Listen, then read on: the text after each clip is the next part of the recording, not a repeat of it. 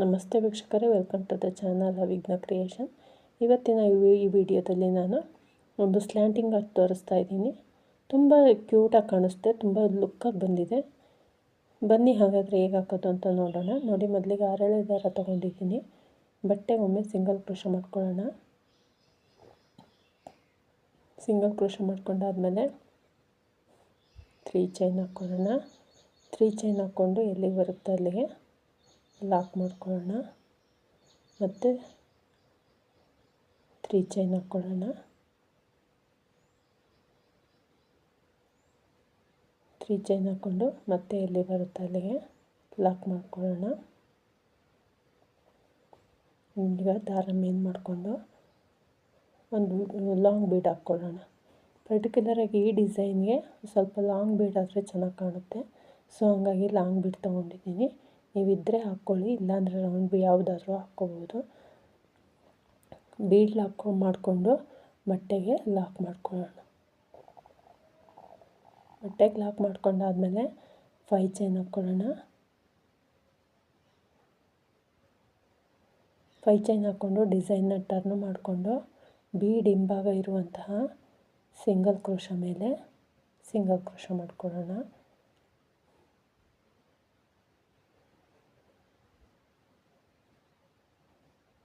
ಮತ್ತು 3 ಚೈನ್ ಹಾಕ್ಕೊಳ್ಳೋಣ. ಡಿಸೈನ್ನ ಫ್ರಂಟಿಗೆ ಟರ್ನ್ ಮಾಡಿಕೊಂಡು ನೀಡಲ್ ಮೇಲೆ 2 ಸಲ ದಾರ ಸುತ್ತಕೊಂಡು ಏನು ನಾವು 5 ಚೈನ್ ಹಾಕ್ಕೊಂಡಿದ್ದೀವೋ ಬೀಡ್ ಮೇಲ್ಭಾಗ ಆ 5 ಚೈನ್ ಒಳಗಡೆ ಟ್ರಿಪಲ್ ಕ್ರೋಶ ಮಾಡ್ಕೊಳ್ಳೋಣ. 2ರಲ್ಲಿ 1, 2ರಲ್ಲಿ 1, 2ರಲ್ಲಿ 1, 3 ಸಲ ಮಾಡಬೇಕು. ಟ್ರಿಪಲ್ ಕ್ರೋಶ ಅಂದರೆ ದಾರ 2 ಸಲ ಸುತ್ಕೋಬೇಕು ನೀಡಲ್ಗೆ. ಒಟ್ಟು 10 ಟ್ರಿಪಲ್ ಕ್ರೋಶ ಕಂಬಗಳನ್ನು ಈ ಗ್ಯಾಪ್ ಒಳಗಡೆ ಮಾಡ್ಕೊಳ್ಳೋಣ. 5 ಚೈನ್ ಗ್ಯಾಪ್ ಒಳಗಡೆ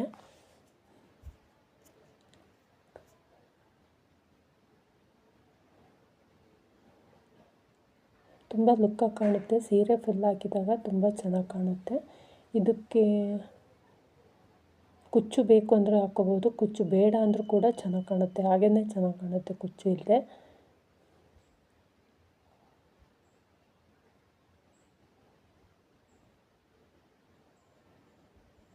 ಫಿನಿಶಿಂಗ್ ನೀಟಾಗಿ ಬಂದರೆ ತುಂಬ ಗ್ರ್ಯಾಂಡ್ ಲುಕ್ ಕೊಡುತ್ತೆ ಈ ಡಿಸೈನು. ನಾವೇನು ಡಬಲ್ ಕ್ರೋಶ ಟ್ರಿಪಲ್ ಕ್ರೋಶ ಹಾಕ್ಕೊಳ್ತೀವೋ ಅದು ಈವನ್ನಾಗಿ ಬರಬೇಕು. ಒಂದೇ ಸಮನಾಗಿ ಬಂದರೆ ತುಂಬ ಲುಕ್ಕಾಗಿ ಕಾಣುತ್ತೆ ಫಿನಿಶಿಂಗ್ ನೀಟಾಗಿದ್ದರೆ. ನೋಡಿ, ಈಗ 10 ಟ್ರಿಪಲ್ ಕ್ರೋಶ ಕಂಬಗಳಾದಮೇಲೆ ಎಲ್ಲಿಗೆ ಬರುತ್ತೆ ಅಲ್ಲಿಗೆ ಲಾಕ್ ಮಾಡ್ಕೊಳ್ಳೋಣ.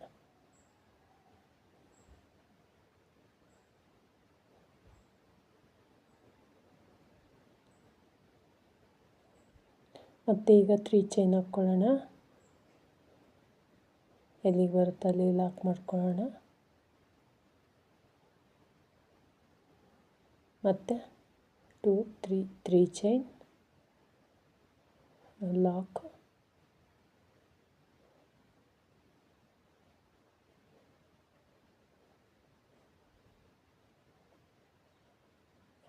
ಮತ್ತು 3 ಚೈನ್ ಹಾಕ್ಕೊಳ್ಳೋಣ. ಲಾಕ್ 3 ಸಲ ಹಾಕ್ಕೊಂಡಿದ್ದೀವಿ. 3 ಚೈನು ಒಂದು ಆರ್ಚ್ ಆದಮೇಲೆ 3 ಸಲ ಹಾಕ್ಕೊಂಡಿದ್ದೀವಿ. ಇಲ್ಲಿ ಕುಚ್ಚಿಗೆ ಜಾಗ ಬಿಟ್ಟಿಲ್ಲ ನಾನು. ನಿಮಗೆ ಕುಚ್ಚಿಗೆ ಜಾಗ ಬೇಕು ಅಂದರೆ ಈ 3 ಚೈನ್ನ ಇನ್ನೊಂದು ಟೈಮ್ ಹಾಕ್ಕೊಳ್ಳಿ.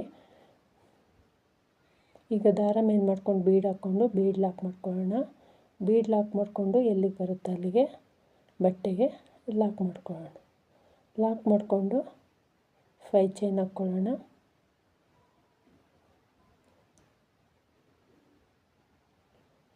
5 ಚೈನ್ ಹಾಕ್ಕೊಂಡು ಡಿಸೈನ್ನ ಟರ್ನ್ ಮಾಡಿಕೊಂಡು ಬೀಡ್ ಹಿಂಭಾಗ ಇರುವಂತಹ ಸಿಂಗಲ್ ಕ್ರೋಶ ಮೇಲೆ ಸಿಂಗಲ್ ಕ್ರೋಶ ಮಾಡ್ಕೊಳ್ಳೋಣ.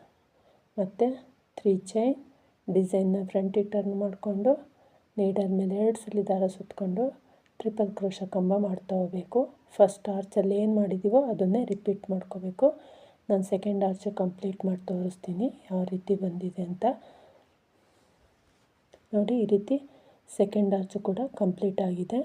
ಎಲ್ಲಿಗೆ ಬರುತ್ತೋ ಅಲ್ಲಿಗೆ ಲಾಕ್ ಮಾಡಿಕೊಂಡು ಎಂಡ್ ಮಾಡ್ಕೊಳ್ಳೋಣ. ವೀಕ್ಷಕರೇ, ಇದು ಏನು ನನಗೆ ಕುಚ್ಚಿಗೆ ಜಾಗ ಬಿಟ್ಟಿಲ್ಲ.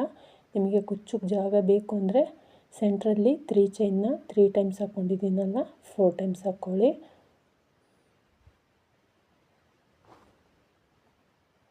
ನೋಡಿ, ಈಗ ಸೆಕೆಂಡ್ ಸ್ಟೆಪ್ಪು ಸೆಕೆಂಡ್ ಸ್ಟೆಪ್ಪಲ್ಲಿ ನಾನು ಎಲ್ಲಿ ಲಾಕ್ ಮಾಡಿ ಸ್ಟಾರ್ಟ್ ಮಾಡಿದ್ವೋ ಲಾಕ್ ಮೇಲೆ ಲಾಕ್ ಮಾಡ್ಕೊಳ್ಳೋಣ. ಲಾಕ್ ಮಾಡಿಕೊಂಡು 3 ಚೈನ್ ಹಾಕ್ಕೊಳ್ಳೋಣ. 3 ಚೈನ್ ಹಾಕ್ಕೊಂಡು ಲಾಕ್ ಮೇಲೆ ಲಾಕ್ ಮಾಡ್ಕೊಳ್ಳೋಣ.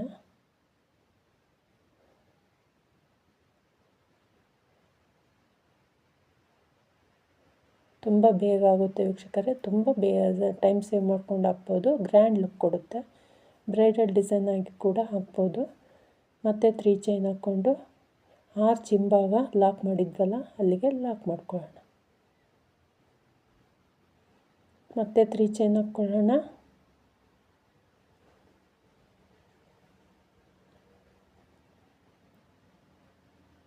ತ್ರೀ ಚೈನ್ ಹಾಕ್ಕೊಂಡು ಆರ್ಚ್ನಲ್ಲಿ ಆರ್ಚ್ ಮಾಡೋದಕ್ಕಿಂತ ಮುಂಚೆ ನಾವು 3 ಚೈನ್ ಹಾಕ್ಕೊಂಡಿದ್ವಲ್ಲ ಆ 3 ಚೈನಲ್ಲಿ ಮತ್ತು ಒಂದು ಕಂಬ ಎರಡರ ಮಧ್ಯೆ ಗ್ಯಾಪು 3 ಚೈನ್ ಹಾಕ್ಕೊಂಡಿದ್ವಲ್ಲ ಆ 3 ಚೈನು ಮತ್ತು ಒಂದು ಕಂಬ ಎರಡರ ಮಧ್ಯೆ ಗ್ಯಾಪಲ್ಲಿ ಲಾಕ್ ಮಾಡ್ಕೊಳ್ಳೋಣ. ಲಾಕ್ ಮಾಡಿಕೊಂಡು ಈಗ ಮತ್ತೆ 3 ಚೈನ್ ಹಾಕ್ಕೊಳ್ಳೋಣ. ಏನು ನಾವು ಪಿಂಕು ಮತ್ತು ಯೆಲ್ಲೋ ಕಲರ್ ಕಂಬ ಇದೆಯಲ್ಲ ಅವೆರಡರ ಮಧ್ಯೆ ಒಂದು ಪೀಕಾಟ್ ಮಾಡ್ಕೊಳ್ಳೋಣ. ಈಗ ನೀಡಲ್ ಮೇಲೆ ಒಮ್ಮೆ ದಾರ ಸುತ್ಕೊಳ್ಳಿ. ಸೆಕೆಂಡ್ ಹೋಲು ಅಂದರೆ ಎರಡನೇ ಕಂಬದ ಮೇಲೆ ಗ್ಯಾಪ್ ಇರುತ್ತಲ್ಲ ಆ ಗ್ಯಾಪ್ ಒಳಗಡೆ ನೀಡಲ್ ಹಾಕಿ ದಾರ ತಗೊಬಂದು ಕಂಬದ ಮೇಲಿನ ಹೋಲ್ ಗ್ಯಾಪಲ್ಲಿ ನೀಡಲ್ ಹಾಕಿ ದಾರ ತಗೊಬಂದು ಒಂದು ಕಂಬ ಮಾಡ್ಕೊಳ್ಳೋಣ. ಕಂಬ ತುಂಬ ಲೆಂತಿಯಾಗಿ ಮಾಡೋದು ಬೇಡ, ಶಾರ್ಟಾಗಿ ಮಾಡ್ಕೊಳ್ಳೋಣ, ಚೆನ್ನಾಗಿ ಕಾಣುತ್ತೆ. ಮತ್ತು 3 ಚೈನ್ ಹಾಕ್ಕೊಂಡು ಕಂಬದೊಳಗಡೆ ಒಂದು ಸಿಂಗಲ್ ಕ್ರೋಶ ಮಾಡ್ಕೊಳ್ಳೋಣ. ಪೀಕಾಟ್ ಆಗುತ್ತೆ. ಮತ್ತು ನೀಡಲ್ಗೆ ಒಂದ್ಸಲಿ ದಾರ ಸುತ್ಕೊಳ್ಳಿ.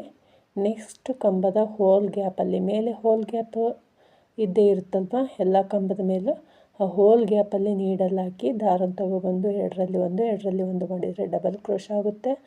ಮತ್ತು 3 ಚೈನ್ ಹಾಕ್ಕೊಂಡು ಆ ಡಬಲ್ ಕ್ರೋಶದೊಳಗಡೆ ಒಂದು ಸಿಂಗಲ್ ಕ್ರೋಶ ಮಾಡ್ಕೋಬೇಕು.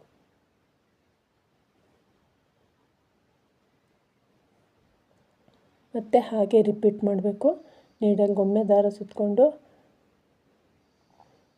ಕಂಬದ ಭಾಗದ ಹೋಲ್ ಗ್ಯಾಪಲ್ಲಿ ನೀಡಲ್ ಹಾಕಿ ದಾರ ತಗೊಬಂದು ಡಬಲ್ ಕ್ರೋಶ ಕಂಬ ಮಾಡ್ಕೋಬೇಕು. ಮತ್ತು 3 ಚೈನ್ ಹಾಕ್ಕೋಬೇಕು. ಮತ್ತು ಆ ಡಬಲ್ ಕ್ರೋಶಕ್ಕೆ ಒಂದು ಸಿಂಗಲ್ ಕ್ರೋಶ ಮಾಡ್ಕೋಬೇಕು. ಈ ಡಬಲ್ ಕ್ರೋಶನ ತುಂಬ ಲೆಂತಿಯಾಗಿ ಮಾಡಿದರೆ ಅಷ್ಟು ಲುಕ್ಕಾಗಿ ಕಾಣಲ್ಲ. ಒಂದು ಮೀಡಿಯಮ್ ಆಗಿರಲಿ, ತುಂಬ ಚೆನ್ನಾಗಿ ಕಾಣುತ್ತೆ. ಇದೇ ರೀತಿ ನಾವು 10 ಕಂಬಗಳನ್ನ ಹಾಕ್ಕೊಂಡಿದ್ದೀವಲ್ಲ 10 ಕಂಬಗಳಿಗೂ ಕೂಡ 10 ಡಬಲ್ ಕ್ರೋಶ ಮತ್ತು 10 ಪೀಕಾಟ್ಸ್ ಬರುತ್ತೆ. ಅದೇ ರೀತಿ ಕಂಟಿನ್ಯೂ ಮಾಡೋಣ.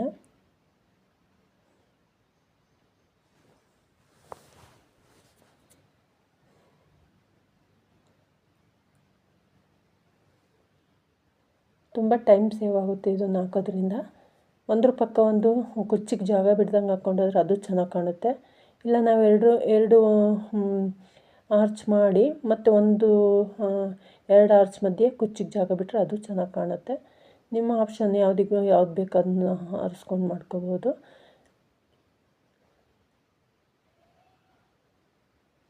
ಇಲ್ಲ ಒಂದು ಆರ್ಚು ಒಂದು ಕುಚ್ಚು ಆ ಥರನೂ ಮಾಡ್ಬೋದು.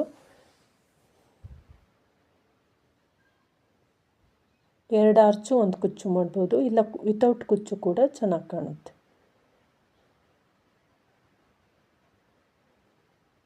ಪ್ರತಿಯೊಂದು ಕಂಬದ ಹೋಲ್ ಗ್ಯಾಪಲ್ಲೂ ಕೂಡ ಒಂದು ಡಬಲ್ ಕ್ರೋಶ ಕಂಬ ಮತ್ತು ಒಂದು ಪೀಕಾಟು. ಈಸಿಯಾಗಿದೆ ಅಲ್ವಾ? ತುಂಬ ಚೆನ್ನಾಗಿ ಕಾಣುತ್ತೆ. ಡಿಸೈನು ಮಾಮೂಲಿ ಡಿಸೈನ್ ಅನಿಸಿದರೂ ಕೂಡ ಇದು ಬ್ರೈಡಲ್ ಸೀರೆಗೆ ಹಾಕಿದರೆ ತುಂಬ ಗ್ರ್ಯಾಂಡ್ ಲುಕ್ ಕೊಡುತ್ತೆ. ಇದು ವಿತೌಟ್ ಬೀಡು ಚೆನ್ನಾಗಿ ಕಾಣ್ತಾ ಇದೆ. ನಿಮಗೆ ಬೀಡ್ ಬೇಕೇ ಬೇಕು ಅಂದರೆ ಒಂದು ಕಂಬ ಮಾಡ್ತೀವಲ್ಲ ಮೇಲ್ಭಾಗದಲ್ಲಿ ಡಬಲ್ ಕ್ರೋಶ ಕಂಬ ಮಾಡೋದಕ್ಕಿಂತ ಮುಂಚೆ ಒಂದು ಬೀಡ್ ಹಾಕ್ಕೊಂಡು ಕಂಬ ಮಾಡ್ಬೋದು. ಇಲ್ಲ ಪೀಕಾಟ್ಗೂ ಕೂಡ ಒಂದು ಬೀಡ್ ಸೇರಿಸ್ಕೋಬೋದು. ಪ್ರತಿಯೊಂದು ಪೀಕಾಟ್ಗೂ ಕೂಡ ಒಂದು ಚೈನು, ಒಂದು ಬೀಡು, ಒಂದು ಚೈನು ಹಾಕ್ಕೊಂಡು ಪೀಕಾಟ್ ಮಾಡ್ಕೋಬೋದು.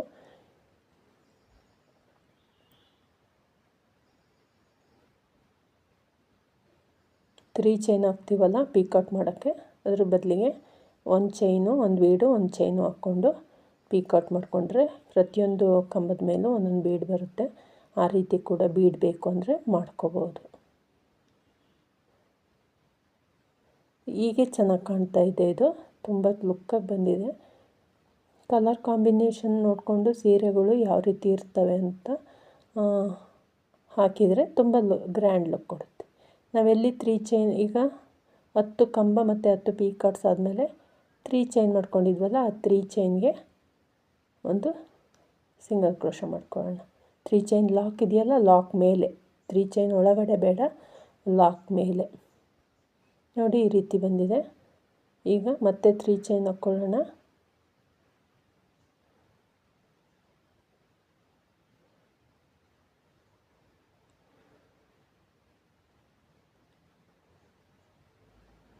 ಮತ್ತು 3 ಚೈನ್, ಲಾಕ್ ಮೇಲೆ ಲಾಕ್,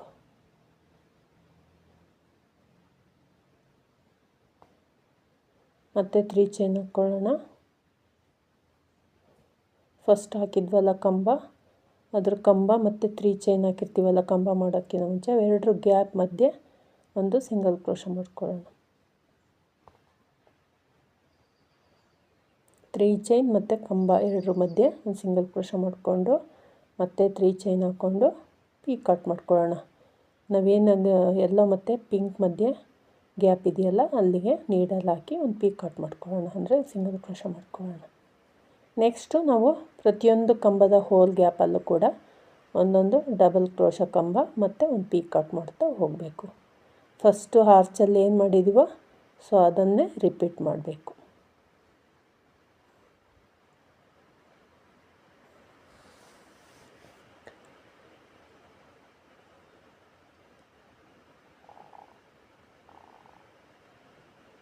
ತ್ರೀ ಚೈನ್ ಹಾಕ್ಕೊಳ್ಳಿ,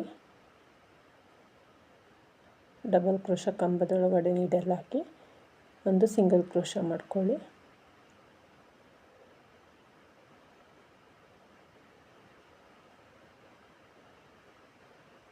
ಪ್ರತಿಯೊಂದು ಕಂಬದ ಹೋಲ್ ಗ್ಯಾಪಲ್ಲೂ ಇದೇ ರೀತಿ ಕಂಟಿನ್ಯೂ ಮಾಡಬೇಕು.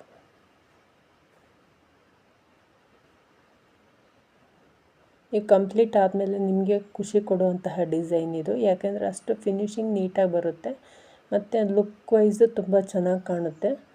ಸೊ ಹಂಗಾಗಿ ಆಮೇಲೆ ತುಂಬ ಈಸಿಯಾಗಿರೋಂತಹ ಡಿಸೈನು, ಟೈಮ್ ಸೇವ್ ಆಗುತ್ತೆ ಕೂಡ. ಸೊ ಹಂಗಾಗಿ ಇದನ್ನು ಟ್ರೈ ಮಾಡ್ಬೋದು ನಾವು.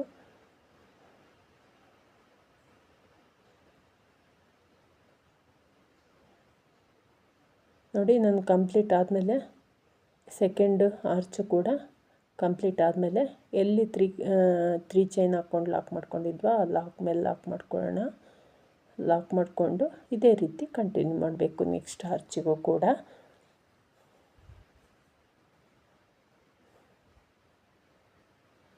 ನಿಮಗೆ ಕುಚ್ಚು ಬೇಕು ಅಂದರೆ 3 ಚೈನ್ನ 4 ಟೈಮ್ಸ್ ಹಾಕ್ಕೊಳ್ಳಿ. ಒಂದು ಆರ್ಚ್ ಮತ್ತು ಇನ್ನೊಂದು ಆರ್ಚ್ ಮಧ್ಯೆ 4 ಟೈಮ್ಸ್ ಹಾಕ್ಕೊಳ್ಳಿ. ನೋಡಿ ಎಷ್ಟು ಲುಕ್ಕಾಗಿ ಕಾಣುತ್ತೆ, ತುಂಬ ಚೆನ್ನಾಗಿ ಬರುತ್ತೆ. ಏನು ಹಳೆ ಡಿಸೈನಪ್ಪ ಅಂತ ಅನಿಸಿದ್ರು ಕೂಡ ಚೆನ್ನಾಗಿ ಕಾಣುತ್ತೆ, ಹಾಗಾಗಿ ಟ್ರೈ ಮಾಡ್ಬೋದು. ನೋಡಿ ನಾನು ಕಂಪ್ಲೀಟ್ ಮಾಡಿ ಈ ರೀತಿ ಬಂದಿದೆ. ಇಷ್ಟ ಆದರೆ ಒಂದು ಲೈಕ್ ಕೊಡಿ ವೀಕ್ಷಕರೇ. ಪ್ಲೀಸ್ ಸಬ್ಸ್ಕ್ರೈಬ್ ಮಾಡ್ಕೊಳ್ಳಿ. ನಿಮ್ಮ ಅನಿಸಿಕೆಗಳನ್ನ ಕಮೆಂಟ್ ಮೂಲಕ ತಿಳಿಸಿ.